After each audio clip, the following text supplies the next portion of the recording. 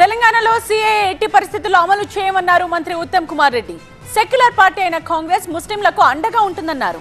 Parliament ఆమోదించి చట్టమైన సీఏఏని అమలు చేయకపోవడానికి ఉత్తమ్ ఎవరు అంటూ ప్రశ్నించారు ఎంపీ అరవింద్. ఇది మత విద్వేషాలు రెచ్చగొట్టడం, ఎన్నికల కోసం రాజకీయాలు చేయడమే అన్నారు. తెలంగాణ में सीएए या एनआरसी नहीं लागू करने देंगे। कांग्रेस पार्टी जेन्युइनली सेक्युलर है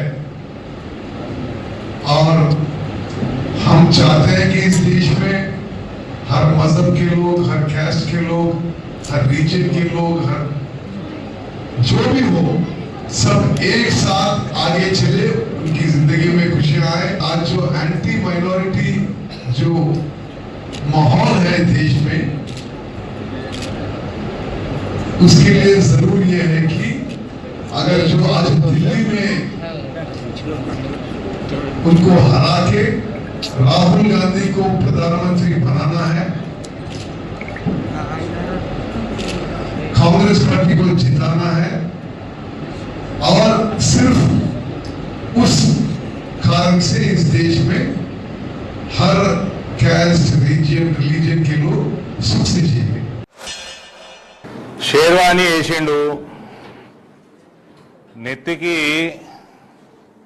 మొహమ్మద్ అలీ జిన్నా లెక్క టోపీ పెట్టిండు. టోపీ పెట్టి ఈ రాష్ట్రంలో citizenship amendment act,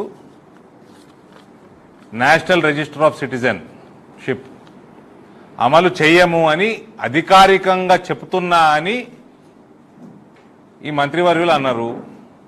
citizenship amendment act దేశంలో అమలు అవుతున్నది, ఈ రాష్ట్రంలో అమలు చేయము అని చెప్పడానికి ఈయన ఎవడు? ఈయనకి ఏం అధికారం ఉన్నది?